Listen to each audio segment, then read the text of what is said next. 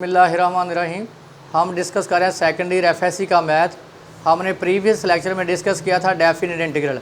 आज हम अप्लाई करेंगे कि डेफिनेट इंटीग्रल को कैसे अप्लाई करते हैं। देखें, हमारे पास एक्सरसाइज है 3.6, चैप्टर नंबर 3 डिस्कस कर रहे हैं। उसका क्वेश्चन नंबर 9 है -1 से +1। नीचे वाली लिमिट हमारे पास लोअर है, ऊपर वाली लिमिट को हम क्या बोलते हैं अपर। x + 1/2 into square root x² + x + 1 into dx। ज़रा क्लियर करें। -1 से 1 इसका एलसीएम लें, 2x + 1/2, 2x + 1/2। तो ये हमारे पास है x² + x + 1 होल पावर 1/2। क्योंकि स्क्वायर रूट को आप क्या लिख सकते हैं 1/2। ये आप 2 को बेशक बाहर लिख लें 1/2। -1 से 1 2x + 1 इंटू x² + x + 1 की पावर 1/2 dx। अगर आप क्लियर करें, ये फंक्शन है और ये उसका डेरिवेटिव। देखिए x का डेरिवेटिव 2x, x का डेरिवेटिव 1, कॉन्स्टेंट का डेरिवेटिव 0। क्या कर लें, डेरिवेटिव ऑफ x² + x + 1। ये पावर को मैंने छोड़ दिया। ये x का डेरिवेटिव 2x, x का डेरिवेटिव 1, कॉन्स्टेंट का 0, 2x + 1। देखें ये फंक्शन है, ये उसका डेरिवेटिव। तो आपने कौन सा रूल पढ़ा हुआ था देख लें। वी नो दैट, ज़रा रूल को आप क्लियर कर लें। आपने पढ़ा हुआ था कि फंक्शन हो, फंक्शन हमेशा होता है पावर में, साथ उसका डेरिवेटिव मल्टीप्लाई हो। तो आप क्या करते थे, फंक्शन की पावर में एक इजाफा और उसी पे आप डिवाइड करते थे। तो देखें ये पावर को आप छोड़ें। देखिए ये फंक्शन जो अंदर होता है, फंक्शन और साथ फंक्शन का क्या डेरिवेटिव हो। देखें ये फंक्शन है, ये उसका क्या डेरिवेटिव। तो जो फंक्शन था वो हमेशा पावर फॉर्म में होता है। तो 1/2। देखें ये फंक्शन, ये उसका डेरिवेटिव, फंक्शन की पावर में एक इजाफा करें x² + x + 1। फंक्शन की पावर क्या है 1/2। 1/2 में एक ऐड करेंगे तो क्या आ जाएगा 3/2। 3/2 ओवर 3/2 लिमिट -1 से +1। तो 1/2 इसको मल्टीप्लाई में चेंज कर दें तो क्या आ जाएगा 2/3। पुट करें जी upper limit minus lower limit. x की वैल्यू क्या है 1, 1 का स्क्वायर 1, x की वैल्यू 1 + 1। पहले मैंने अपर लिमिट पुट कर दी, minus lower limit, minus lower limit put करें। लोअर लिमिट क्या है -1 का स्क्वायर +1, x की वैल्यू -1 +1, -1 +1 कैंसिल, 2 से 2 कैंसिल, 1/3, 3 की पावर 3/2 -1 की पावर 3/2। देखिए 1 की पावर कुछ भी हो तो वो क्या थी 1, 1/3। इसको हम लिख सकते हैं, जरा देख लें, 3 की पावर को 3/2, इसको मैं ऐसे लिख सकता हूँ 3 की पावर 3 उसकी पावर 1/2। तो 3 की पावर 3 को होता है 27। 1/2 का मतलब क्या है स्क्वायर रूट। तो इसको मैं लिख सकता हूँ स्क्वायर रूट 27। 1 की पावर कुछ हो तो आंसर क्या है 1। ये हमारे पास क्या है डेफिनेट इंटीग्रल। नेक्स्ट हमारे पास क्वेश्चन नंबर 11 है। लिमिट है π/6 से π/3 cos t इंटू dt। तो देखिए इंटीग्रेट करें, cos की इंटीग्रेशन sin t। लिमिट हमारे पास क्या है π/6 से π/3। अपर लिमिट पुट करें sin π/3। ये किसकी वैल्यू है t की, क्योंकि हम इंडिकेट करें रिस्पेक्ट टू t की जगह पे π/3। दरमियान में क्या आएगा माइनस साइन लोअर लिमिट π/6। तो आपको पता है कि साइन π/3 का मतलब 60। साइन 60 क्या होता है स्क्वायर रूट 3/2 साइन π/6। π/6 का मतलब क्या 30। साइन 30 की वैल्यू क्या होती है 1/2। इसका एलसीएम ले लें 2, स्क्वायर रूट 3 - 1। नेक्स्ट हमारे पास है क्वेश्चन नंबर 10। इसको आप लिख सकते हैं dx ओवर x को लिखें x का स्क्वायर प्लस 9 को लिखें 3 का स्क्वायर। देखें आपने पढ़ा हुआ था, नोट लिख लें। वी नो दैट, मैंने आपको ये प्रूफ ही करवाया था कि अगर आपके पास इंटीग्रेशन हो 1/x² + a का स्क्वायर। ज़रा क्लियर कर लें, x यहाँ पे वेरिएबल है, a यहाँ पे क्या है कांस्टेंट। अगर आपके पास 1/x² + a², यानी डिनोमिनेटर में वेरिएबल का भी स्क्वायर कंप्लीट हो और कांस्टेंट, ये बराबर होता है 1/a। कांस्टेंट को बाहर लेते हैं, 1/a टेंजेंट इनवर्स x/a, ऊपर x वेरिएबल जाएगा, नीचे क्या आएगा कांस्टेंट। ये हम अप्लाई करेंगे इस पर। हमारे पास इसमें जो लिमिट है, लिमिट हमारे पास जो क्वेश्चन नंबर 10 है, इसमें लिमिट है 0 से 3, लिमिट 0 to 3, क्योंकि हम डिस्कस कर रहे हैं डेफिनेट इंटीग्रल। तो करें इसको इंटीग्रेट, तो ये हमारे पास आ जाएगा 1/3। देखें a की वैल्यू हमारे पास क्या है 3 है, और x की वैल्यू हमारे पास क्या है x है। फार्मूले में आप x की जगह पे x ही आ जाएगा, और a की जगह पे क्या रिप्लेस करेंगे 3। तो 1/3 टेंजेंट इनवर्स x/3 लिमिट 0 से 3 अप्लाई करें।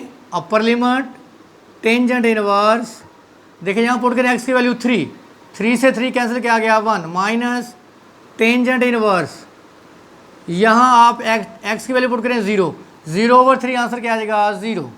1/3 आपको पता है कि टेंजेंट इनवर्स 1 क्या होता है π/4, टेंजेंट इनवर्स 0 मल्टीप्लाई करें तो क्या आ जाएगा π/12। तो देखिए हमारे पास जो इसका आंसर आया वो क्या आया डेफिनेट इंटीग्रल। नेक्स्ट देखें, हमारे पास है 1 to 2 natural log of x dx, क्योंकि यहाँ भी नेचुरल लॉग आ जाए या इनवर्स हो तो उसको हम करेंगे इंटीग्रेशन बाय पार्ट्स। तो देखिए हमारे पास एक ही फंक्शन है, दूसरा फंक्शन हम खुद लेंगे 1। तो आपको पता है कि जब इंटीग्रेशन बाय पार्ट्स आप करते हैं, इंटीग्रेशन बाय पार्ट्स, ये आपने एक्सरसाइज डिस्कस की थी 3.4 पढ़ा था फार्मूला 3.4 में। तो लॉग आपके पास फर्स्ट फंक्शन है और ये आपके पास सेकंड। क्या पढ़ा था आपने first function as it integration of second.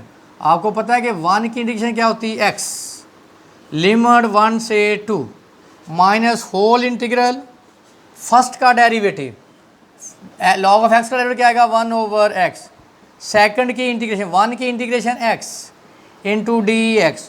Put करें अपर लिमिट, पहले x की वैल्यू 2 पुट करें, 2 लॉग ऑफ 2, यहाँ x है वहाँ 2 रिप्लेस कर दें, माइनस आप पुट करेंगे lower limit 1 log of 1 minus x cancel क्या आ गया 1 to 2 1 dx, ये आ गया 2 लॉग ऑफ 2 माइनस आपने पढ़ा हुआ है कि नेचुरल लॉग ऑफ 1 क्या होता है 0, ये हो गया 0 माइनस 1 की इंटीग्रेशन x लिमिट 1 से 2। सो हमारे पास 2 लॉग ऑफ 2 पुट करें अपर लिमिट 2, दरमियान में क्या आएगा माइनस लोअर लिमिट 1। इसको आपको पता है कि जो मल्टीपल वो क्या बन जाती है पावर, तो आप इसको ऐसे भी लिख सकते हैं लॉग ऑफ 2 की पावर 2 माइनस 1, इसको आप लिख सकते हैं लॉग ऑफ 4। और क्लियर कर लें लॉग ऑफ ई क्या होता है 1, तो 1 की जगह पे आप लिख सकते हैं लॉग ऑफ ई। फिर आपने पढ़ा हुआ है कि log of a minus log of b हो तो ये बराबर होता है लॉग ऑफ a/b, जो फैक्टर नेगेटिव होगा वो डिनोमिनेटर में आएगा। इसको हम ऐसे भी लिख सकते हैं log ऑफ 4/e। ये हमारे पास एक्सरसाइज 3.6 एक्सरसाइज हम डिस्कस कर रहे हैं 3.6, उसका क्वेश्चन नंबर हमारे पास 16 है 0 to π/6 cos cube theta into D theta. देखें जब भी आपके पास साइन हो या कॉज हो और उसकी पावर क्या हो ऑड नंबर हो, तो इसको कैसे सॉल्व करना है नोट कर लें एक दफ़ा इसको 0 से π/6। जब भी किसी फंक्शन यानी साइन या कॉज की पावर ऑड हो तो ए को अलहदा कर लें और बाकी पावर जितने उसको आप अलहदा कर दें डी थीटा, यानी ए कॉज को मैंने अलहदा कर लिया, बाकी क्या बचा कॉज स्केयर थीटा। देखिए फॉर एग्जांपल अगर ये होता कॉज 5 थीटा तो आपने कॉज 4 से अलहदा और ए कॉज को अलहदा करना, एक सिंगल कर लिया और बाकी जितना बचे उसको आपने अलहदा कर देना। अब आप देखें उसके बाद नेक्स्ट काम आपने क्या करना है 0 से π/6, तो आप कॉस स्केयर को फ़ौरन कन्वर्ट करें साइन स्केयर में 1 minus sign square theta into cos of theta d theta. तो या तो आप इसको सब्स्टिट्यूट करके भी इसको सॉल्व कर सकते हैं या आप इसको अंदर मल्टीप्लाई कर दें, वो फंक्शन बन जाएगा वो उसका डेरिवेटिव। तो नेक्स्ट स्टेप हमारे पास होगा 0 से π/6 मल्टीप्लाई कर दें cos theta minus sign square theta into cos theta d theta. तो हमारे पास आ गया 0 से π/6 कॉस थीटा डी थीटा के अलग करें माइनस 0 से π/6 sine square theta into cos theta d theta. देखें कॉस की इंटीग्रेशन साइन थीटा लिमिट 0 से π/6। नेक्स्ट देखें साइन का डेरिवेटिव कॉस, साइन का डेरिवेटिव कॉस, ये फंक्शन है, ये फंक्शन का डेरिवेटिव, तो फंक्शन की पावर में क्या करते हैं इजाफा, sine cube theta over 3, limit 0 से π/6। दोबारा नोट कर लें, ये फंक्शन है, साथ फंक्शन क्या है डेरिवेटिव, क्योंकि आपने पढ़ा हुआ है साइन का डेरिवेटिव कॉस, तो फंक्शन की पावर में क्या करते हैं इजाफा, उसी पे हम क्या कर देते हैं डिवाइड। तो नेक्स्ट हमारे पास है ये, अब हम लिमिट अप्लाई करें, अपर लिमिट क्या है π/6 है, थीटा की जगह पे माइनस, क्योंकि ये थीटा की वैल्यूज़ हैं। अब थीटा की value 0, sine of 0 minus 1/3 common निकालें, बेशक आप बाहर लिख लें, अपर लिमिट साइन π/6 का क्यूब माइनस साइन 0 का क्यूब, क्योंकि पहले पुट करेंगे अपर लिमिट, दरमियान में फार्मूले में नेगेटिव माइनस लोअर लिमिट, तो आपको पता है π/6 का मतलब है 30, साइन 30 की वैल्यू 1/2, साइन 0 की वैल्यू 0 माइनस 1/3, साइन 30 की वैल्यू 1/2 का क्यूब, साइन 0 की वैल्यू 0, 0 का क्यूब 0, यह आ जाएगा 1/2, यह आ जाएगा हमारे पास 8, तो यह आ जाएगा 1/24। एलसीएम ले लें, 24 12 माइनस 1, तो क्या आ गया 11/24। नेक्स्ट हमारे पास है इंपॉर्टेंट क्वेश्चन है हमारे पास एक्सरसाइज 3.6 का 0 से π/2 cos theta plus sine theta. ये गौर करें, आपने पढ़ा हुआ था double angle identities, cos 2 theta 2 cos square theta minus 1, इसको प्लस कर दें, 1 plus cos 2 theta 2 cos square theta. देखें 1 प्लस कॉस हो गया, मैं पुट कर दूंगा 2 cos square theta d theta. आप इसका बड़ा लहदा कर लें और इसके बड़े को आप क्या कर लें लहदा, 1/2 को आप बाहर लिख लें बेशक, 0 to π/2 करें इसको लहदा cos theta over cos square theta plus sine theta. देखिए मैं लिखूंगा ना कॉस के, तो मैं इसको 2 दफ़ा लेता हूँ, cos theta into cos theta d theta, तो ये हमारे पास आ जाएगा 1/2, 0 से π/2, ए cos cancel, 1/cos theta plus, इस तरह एक साइन को आप कॉस के साथ मिला लें और एक कॉस को आप साथ एज इट लिख लें डी थीटा। तो हमारे पास आ गया 1/2, 0 से π/2, 1/cos का reciprocal secant theta d theta. Next 0 से π/2 मैंने लिमिट को अलग कर दिया, साइन थीटा और cos theta tangent theta 1/cos secant theta into D theta. 1/2 आपने पढ़ा हुआ है सीकंड की indication ln secant theta tangent theta, ये हमने डिस्कस किया था एक्सरसाइज 3.3 में। लिमिट 0 से π/2 आपने पढ़ा हुआ है कि सीकंड का derivative secant theta tan theta, तो टेन थीटा सीकंड की इंटीग्रेशन सीकंड थीटा, लिमिट 0 से π/2। तो अब लिमिट अप्लाई करें 1/2, जरा गौर करें, आपने पढ़ा हुआ था कि कॉस π/2 आपके पास क्या होता है 0 और 1 सीकंड। तो आपके इसकी लिमिट ज़रा चेक कर लेते हैं, इसकी लिमिट जो हमारे पास है 15 की 0 से π/2 है, ठीक है जी। अब आप अप्लाई करें, upper limit ln secant π/2 plus tangent π/2 plus upper limit put करें सीकंड π/2 माइनस सीकंड 0। तो अगर आप गौर करें, आपने पढ़ा था कि जो कॉस होता है π/2 वो क्या होता है 0, अगर आप इसका रेसिप्रोकल लें सीकंड π/2 तो आप देखें 0 का रेसिप्रोकल क्या होगा इन्फिनिटी, तो इसका मतलब हमारे पास जो आंसर आएगा ये क्या आ जाएगा इन्फिनिटी। तो आपको पता है इन्फिनिटी में कोई भी चीज़ ऐड करें तो आंसर क्या आ जाता है इन्फिनिटी। इसका मतलब जो हमारे पास जो सीक्वेंस है वो क्या करता है डाइवर्ज करता है। अगर तो आंसर फाइनाइट आए जैसे 11/24 है तो इसका मतलब जो हमारे पास इंटीग्रल है वो क्या करता है कन्वर्ज। अगर आंसर अनडिफाइंड नंबर आए यानी इन्फिनिटी आए तो इसका मतलब जो हमारे पास इंटीग्रल है वो क्या करता है डाइवर्ज। नेक्स्ट हमारे पास जो सबसे इम्पोर्टेंट है, जैसे आपने एब्सोल्यूट की डेफिनेशन पढ़ी थी, एब्सोल्यूट ऑफ एक्स, इसको आपने डिस्कस किया था, इसकी एक वैल्यू नेगेटिव होगी और दूसरी वैल्यू इसकी क्या होगी, पॉजिटिव। आपके पास if x less than x negative होगा तो एक्स की वैल्यू नेगेटिव, अगर एक्स आपके पास पॉजिटिव, इसकी वैल्यू हमारे पास क्या होगी, पॉजिटिव। तो आप इसको ब्रेक करें, इसकी डेफिनेशन अप्लाई करें, एक्स माइनस 3 का एब्सोल्यूट, तो इसकी एक वैल्यू नेगेटिव आएगी और एक वैल्यू इसकी क्या होगी, पॉजिटिव।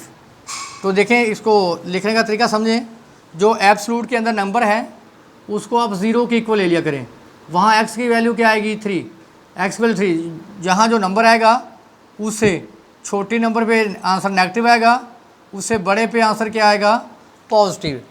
तो हम इसको ब्रेक करते हैं ताकि नेगेटिव वैल्यू अलग हो जाए और पॉजिटिव वैल्यूज़ अलग। तो हमारे पास जो लिमिट है वो -1 से क्या है, 5 है, सॉरी। तो इसको -1 से 5 एक्स माइनस 3 का एब्सोल्यूट dx। तो देखें 3 से छोटी के लिए नेगेटिव है, तो हम क्या करेंगे, -1 से 3 तक ब्रेक करेंगे, क्योंकि 3 से छोटी नंबर के आंसर क्या है, नेगेटिव आएगा, -1 से लेकर 3 तक। X minus 3 absolute dx plus 3 से 5 यानी 3 से बड़ी, 3 से 5 यानी 3 से बड़ी वैल्यू, एक्स माइनस 3 का एब्सोल्यूट। तो नोट कर लें, -1 से 3 से छोटे लिए आंसर क्या होगा, नेगेटिव। लिखे negative minus x minus 3 dx, और 3 से बड़ी के लिए एब्सोल्यूट क्या होगा, पॉजिटिव, एक्स माइनस 3 dx। अब आप इसको इंटीग्रेट कर लें, क्या है, माइनस, इसको इंटीग्रेट करें x2/2, इसको नेगेटिव पॉजिटिव, क्या इंटीग्रेट 3x, लिमिट -1 से 3। इसी तरह इसको करें इंटीग्रेट, x²/2, 3 की इंटीग्रेशन 3x, लिमिट 3 से 5। आप पुट करेंगे अपर लिमिट माइनस लोअर, यहाँ भी पुट करेंगे अपर लिमिट माइनस लोअर लिमिट, तो यहाँ आपके पास एक डेफिनेट नंबर आ जाएगा। तो ये हमारे पास इंटीग्रेशन है, डेफिनेट इंटीग्रल है 3.6।